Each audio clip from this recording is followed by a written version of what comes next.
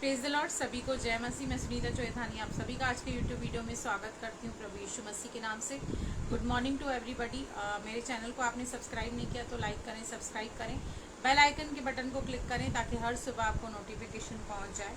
आज मैं आपको एक छोटा सा वीडियो बना रही हूँ कि आज नए नियम में कौन सा खतना है, क्योंकि पुराने नियम में 8वें दिन पर खतना किया जाता था और आपको पता है ये एक शारीरिक प्रतिक्रिया थी जो हर बच्चे के साथ होती थी। मतलब मेल बच्चा जो पैदा होता था उसको उसका खतना किया जाता है और आज भी कई जातियों में यह खतना चलता है।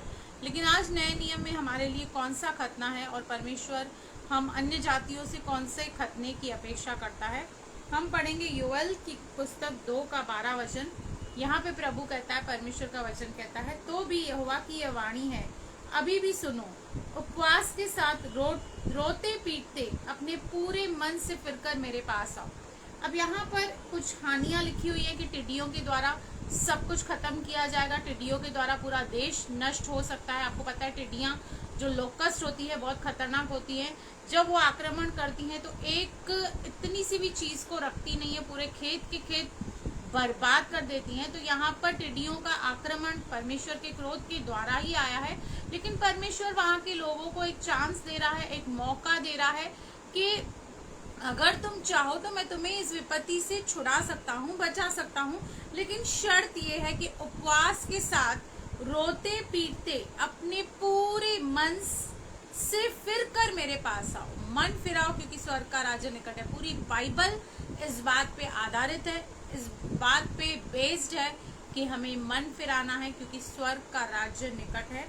अपने वस्त्र नहीं, अपने मन ही को फाड़ कर अपने परमेश्वर की ओर फिरो। क्योंकि पुराने नियम में क्या होता था, जब किसी बात का किसी को पछतावा होता था, दुख होता था, शोक होता था, तो अपने वस्त्र फाड़ कर टाट ओढ़ कर उपवास करते थे। लेकिन प्रभु कह रहा है अपने वस्त्र मत फाड़ो।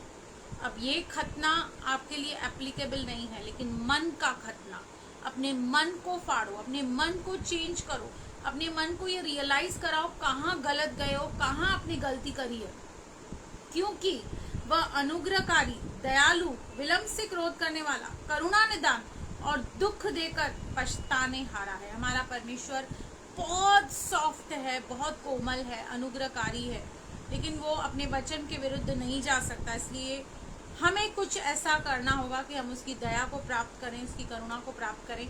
इसीलिए मन के खतने को, मन को फाड़ कर, मन को सही जगह सही दिशा में लाकर मन फिराइए। क्या जाने वह फिर कर पछताए और ऐसी आशीष दे जिससे तुम्हारे परमेश्वर यहोवा का अन्न बलि और अर्घ दिया जाए। और आगे ऐसा होता भी है।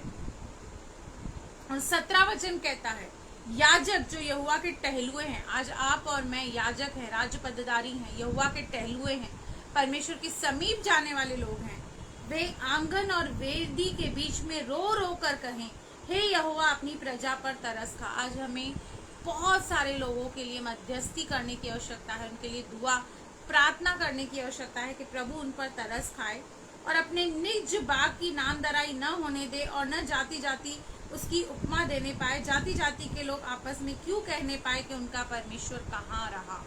आज आपकी और मेरी ये ड्यूटी है, ये जिम्मेदारी है कि हम उन लोगों के लिए प्रार्थना करें, परमेश्वर के समीप जाएं, परमेश्वर की वेदी के पास जाएं और अपने मन को फाड़ें।